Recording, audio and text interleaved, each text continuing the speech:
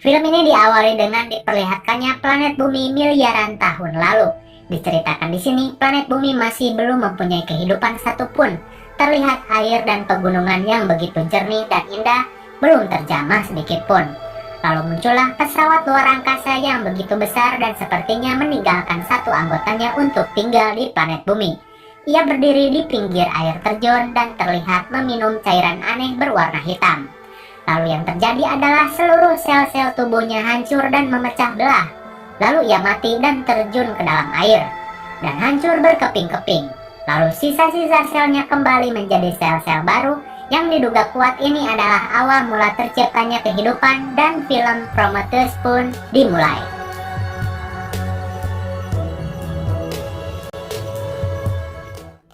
Kemudian cerita beralih ke beberapa miliar tahun kemudian, tepatnya di tahun 2091, di mana terlihat para ilmuwan dan arkeolog tengah mencari artefak-artefak kuno, dan Elizabeth Shaw menemukan sebuah gambar-gambar di dinding. Ia bersama kekasihnya yang bernama Charlie pun terlihat begitu takjub dengan penemuan mereka. Di gambar itu terlihat seperti orang sedang menunjuk sebuah planet, dan mereka berkata, akhirnya kita menemukannya. Lalu Elizabeth berkata, mungkin mereka ingin kita menemukannya. Kemudian scene beralih ke luar angkasa. Terlihat sebuah kapal penelitian yang amat besar dan canggih bernama Prometheus. Kapal ini membawa 17 awak kapal dan telah menempuh perjalanan 3,7 kali 10 miliar kilometer. Wow, kalian hitung sendiri aja ya. Yang jelas jauh banget dari planet bumi. Di dalam kapal itu terdapat sebuah robot canggih bernama David. Ia bertugas mengontrol pesawat itu selagi para awak kapal yang lain tertidur di sleeping chamber. Kalau kalian belum tahu apa itu sleeping chamber, ialah sebuah alat untuk menidurkan manusia untuk jangka waktu yang lama. Alat ini digunakan untuk menempuh perjalanan jarak jauh supaya manusia tidak kehabisan umur di perjalanan jauh. Ya kalau aslinya nggak tahu ada, nggak tahu enggak. Yang jelas ini kan film fiksi ilmiah. Devi dirancang khusus untuk memiliki kemiripan sebagai manusia dan diprogram untuk mempelajari berbagai macam hal yang baru, tak terkecuali bahasa-bahasa yang ada di dunia. Singkat cerita, perjalanan mereka akhirnya mencapai tujuan, di mana para awak kapal mulai dibangunkan setelah kurang lebih 2,5 tahun tertidur. Lalu mereka dikumpulkan untuk sebuah informasi, di mana ekspedisi ini bertujuan untuk memastikan bahwa sosok engineer atau sang pencipta kehidupan di bumi benar-benar ada. Dan berdasarkan artefak-artefak yang ditemukan di penjuru dunia, semua lukisan itu mengarah kepada satu planet, yaitu planet yang akan mereka tuju. Dan setelah diteliti dari kejauhan, planet itu memiliki tekstur dan atmosfer yang hampir mirip dengan planet bumi. Kemudian diperlihatkan seorang kakek tua. Ia adalah pemilik perusahaan Wayland yang telah mendanai ekspedisi tersebut. Lalu mereka pun memasuki atmosfer planet tersebut dan akan mendarat di sana. Terlihat keadaan alam yang luar biasa. Gunung-gunung yang menjulang tinggi sampai-sampai membuat gunung Everest seperti bukit kecil saja. Lalu mereka melihat sebuah lintasan panjang, dan mereka yakin itu tidak dibuat secara alami. Atau dengan kata lain, jalan panjang itu sengaja dibuat untuk pesawat. Pikir mereka semakin yakin bahwa di planet ini ada kehidupan lain. Lalu mereka pun mendarat dengan mulus. Para ekspeditor pun termasuk Dr. Elizabeth dan juga Charlie bersiap untuk mengeksplorasi sebuah bangunan yang mirip dengan kubah. Dan karena di luar kadar karbon lebih banyak dibandingkan oksigen, jadi mereka harus menggunakan baju khusus. Karena apa? Karena tanpa itu sama saja kita bernapas di depan knalpot mobil. Mereka pun berangkat dan Charlie mengucap ini adalah langkah kecil untuk umat manusia, meski kita tidak tahu apa yang ada di dalam sana. Mereka pun melaju menggunakan rover dan bis yang mirip dengan bis Power Ranger. Sesampainya di sana, mereka melihat bahwa ruangan itu berongga dan memiliki banyak lorong yang akan membuatnya tersesat. Maka salah satu ilmuwan lain mengeluarkan sebuah alat untuk memetakan setiap lorong yang akan mereka lewati. Canggih sekali. Kemudian mereka sampai di sebuah lorong yang basah seperti air yang menetes dari langit. Lalu kadar oksigen di sana anehnya menunjang kehidupan. Jadi si Charlie ST-12 pun memberanikan diri untuk membuka helmnya, dan ternyata benar. Di sana mereka bisa bernapas seperti biasa. Keyakinan mereka bertambah bahwasanya di sini ada kehidupan. Setelah beberapa waktu mereka menelusuri lorong-lorong di sana, masih belum nampak adanya kehidupan lain. Hingga si David, robot canggih yang mirip manusia itu, menemukan sebuah tulisan yang aneh yang terukir di dinding dengan cairan hijau yang aneh. Karena David dirancang untuk hal itu, ia pun tiba-tiba mengetahui cara mengaktifkan tulisan tersebut menggunakan cairan yang tadi. Dan muncullah sebuah hologram canggih yang menampakkan para penghuni tempat ini. Terlihat mereka seperti berlari dari kejaran sesuatu. Elizabeth dan kawan-kawan pun mengikuti kemana berakhirnya hologram tersebut. Dan mereka dituntun kepada sebuah pintu yang besar, dan di sana terdapat mayat raksasa bentuknya seperti manusia namun terlihat aneh. Kemudian, salah satu temannya pun memilih untuk kembali ke pesawat karena ia merasa ngeri dengan apa yang mereka temukan. Ia pun mengajak satu rekannya untuk ikut pulang. Meskipun sudah dilarang untuk berpisah, mereka pun tetap pergi. Kemudian Elizabeth menyuruh rekannya yang lain untuk mengecek kadar karbon yang ada di tubuh mayat tersebut guna mengetahui berapa lama makhluk ini sudah mati. Dan terlihat makhluk ini sudah mati sekitar 2000 tahun yang lalu. Berarti kejadian hologram tadi sekitar 2000 tahun yang lalu. Kemudian sekali lagi si David mampu membuka pintu tersebut dan terlihat potongan kepala makhluk tersebut. Lalu anehnya di dalam ruangan itu mempunyai keadaan udara yang berbeda dari yang di luar, sehingga kepala tersebut tidak membusuk. Elizabeth pun berencana membawa kepala tersebut untuk diteliti. Dan mereka yang lain terkesima dengan apa yang ada di dalam ruangan itu. Terlihat banyak sekali guci-guci aneh dan patung raksasa yang mirip dengan manusia. Lalu di tanahnya pun terlihat seperti cacing yang mirip dengan cacing yang ada di bumi. Mereka yakin mungkin itu adalah nenek moyang mereka. Dan jika kalian jeli di sini, kalian akan menemukan ukiran di tembok mirip dengan bentuk alien xenomorph. Semakin menarik aja ya. Kemudian ketika mereka sedang asik memperhatikan lukisan-lukisan di tembok, mereka pun dikagetkan dengan perubahan temperatur dan udara di dalam sana, yang menyebabkan lukisan memudar. Ternyata di luar sedang terjadi badai. Dan mereka diperintahkan untuk segera pergi dari tempat itu karena badai ini bercampur dengan kerikil tajam yang akan mengoyak baju yang mereka gunakan. Mereka pun bergegas untuk pulang ke pesawat, dan Elizabeth pun cepat-cepat mengamankan kepala yang tadi. Dan tanpa diduga, David pun mengemasi salah satu guci yang ada di sana. Setelah mereka pergi, terlihat guci-guci yang ada di sana mulai mengeluarkan cairan-cairan hitam yang meluber keluar dan dimakan cacing-cacing yang ada di sana.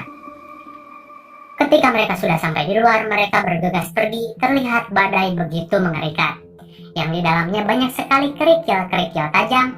Lalu ketika sesaat sebelum masuk, kepala bawaan dari tempat tadi terjatuh. Lalu Elizabeth memaksakan untuk mengambilnya, lalu ia terhempas badai yang mengerikan itu. Beruntung ia masih tersangkut di kaki-kaki kapal dan berhasil diselamatkan oleh David. Di sisi lain, kalian masih ingatkan dengan dua orang yang memutuskan untuk pulang duluan? Nyatanya mereka malah tertinggal di kubah tersebut dan terjebak tidak bisa pulang karena ada badai. Dan tak ada cara untuk menjemput mereka sampai badai reda. Kasihan sekali mereka. Kembali ke dalam pesawat, Dr. Elizabeth dan yang lainnya pun lalu meneliti kepala yang mereka temukan. Dan ternyata bentuk sebenarnya bukan seperti itu. Dan cangkang luar ternyata adalah helm luar angkasa. Dan kepala sebenarnya berada di dalam. Lantas mereka membukanya dan ternyata terlihat kepala botak berjamur. Ya, mirip sekali dengan manusia. Atau mirip dengan Squidward versi ganteng di serial kartun SpongeBob. Ini adalah makhluk yang sama di awal-awal scene yang mati di air terjun. Lalu mereka menggunakan alat canggih untuk meningkatkan hormon atau apalah, yang jelas itu membuat perubahan pada struktur kulit kepala itu. Namun lama-lama matanya terbuka dan seperti akan pecah. Dan mereka pun langsung mengkarantina kepala itu, dan benar saja kepala itu pecah. Lalu Elizabeth pun mengambil sampel DNA untuk diteliti apakah cocok dengan DNA manusia. Dan ternyata DNA makhluk itu dan DNA manusia sangatlah cocok. Dan itu mengagetkan mereka. Ternyata benar makhluk inilah yang memulai pembentukan kehidupan manusia di planet bumi. Versi science fiction, jangan baper oke? Cuman film. Dan di sisi lain, selagi Dr. Elizabeth meneliti makhluk itu, David pun membongkar isi guci tersebut dan terlihat seperti botol kaca dengan cairan berlendir. Di dalam botol itu terdapat cairan hitam yang terdapat banyak sekali mikroorganisme. Lalu David berkata, hal besar selalu berawal dari hal yang kecil. Beberapa waktu kemudian Ellie pun berontak dan lari dari laboratorium itu. Ia pun berlari menuju medical chamber, di mana alat itu mampu memberikan tindakan medis secara instan. Ia pun masuk ke dalam chamber itu dan melakukan pembedahan.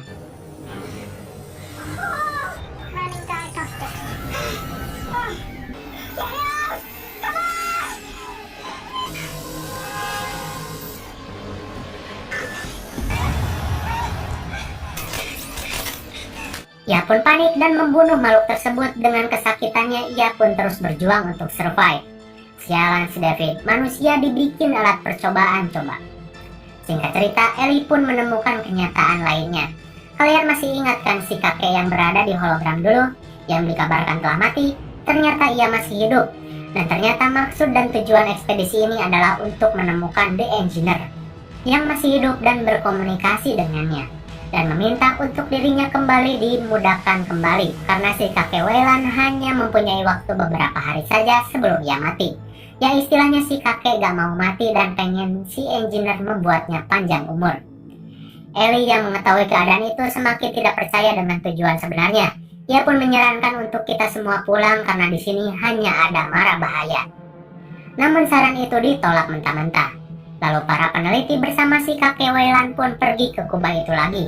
Di sana mereka menemukan kembali guci-guci aneh yang tadi, namun dengan jumlah yang begitu banyak. Dan nyatanya, ternyata kubah itu adalah pesawat, bukanlah sebuah tempat tinggal.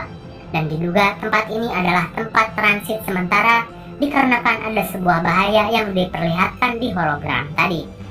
David pun menuntun Wayland ke ruangan kendali dan mereka menemukan sleeping chamber milik para engineer. David pun membuka peti itu dan engineering pun kembali bangun.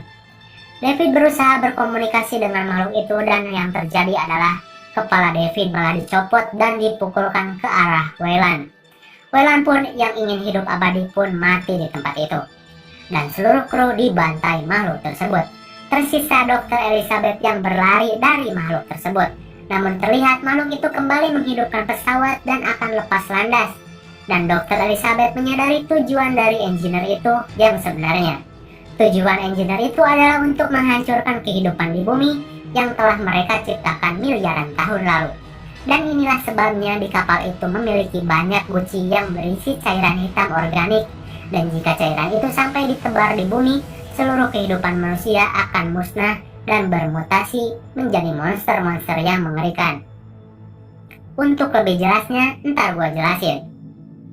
Dr. Ellie pun menghubungi sang kapten dan menjelaskan semuanya. Kemudian dengan pertaruhan nyawa yang dipimpin oleh sang kapten, ia pun mengerahkan seluruh bahan bakar untuk menabrakkan pesawat itu ke pesawat alien.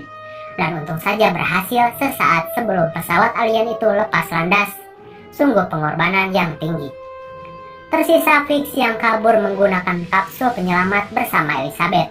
Namun hidup Fix tidak lama, ia mati tertimpa pesawat alien yang segede gaban dan mati.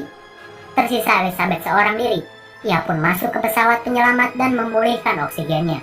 Namun terdengar suara gaduh dari dalam medical chamber. Ternyata si gurita, anak dari Elizabeth pun masih hidup, malahan tumbuh menjadi besar dan mengerikan. Kemudian terdengar pintu didobrak. Ternyata si engineer mengincar Elizabeth. Ellie yang dicekik dan akan dibunuh pun kemudian membuka pintu medical chamber. Dan di engineering pun mati oleh gurita itu. Ellie yang sudah pasrah pun menangis di luar, lalu terdengar sebuah suara. Itu adalah David yang masih hidup dan meminta tolong. Ellie pun bilang, kenapa aku harus menolongmu? Itu karena David bisa mengoperasikan pesawat alien dan bisa pergi dari tempat ini. Dan katanya di planet ini terdapat banyak pesawat yang seperti itu. Lalu Ellie pun datang menghampiri David. Ia pun berbicara kepada David, aku tidak ingin pulang ke planet bumi, aku ingin pergi ke tempat di mana si engineer itu berasal. Karena Elizabeth terlanjur basah dan setidaknya ia mengetahui kenapa para engineer itu yang telah menciptakan manusia malah berubah pikiran dengan kembali ke bumi untuk memusnahkan manusia. Dan David pun menyetujuinya. Mereka berdua, David bersama Dr. Ellie pun pergi ke tempat di mana semuanya berawal. dan mengirimkan transmisi di mana tidak ada yang boleh mendarat di planet ini karena di sini hanya akan ada kematian. Dr. Elizabeth Shaw melaporkan dan satu-satunya yang selamat dari pesawat Prometheus, dan aku masih mencari. Lalu film pun berakhir. Wait, masih ada scene yang paling penting di akhir film. Terlihat dari perut engineer muncul makhluk yang tidak asing, yaitu adalah bayi Xenomorph, sang alien yang mengerikan di franchise Alien.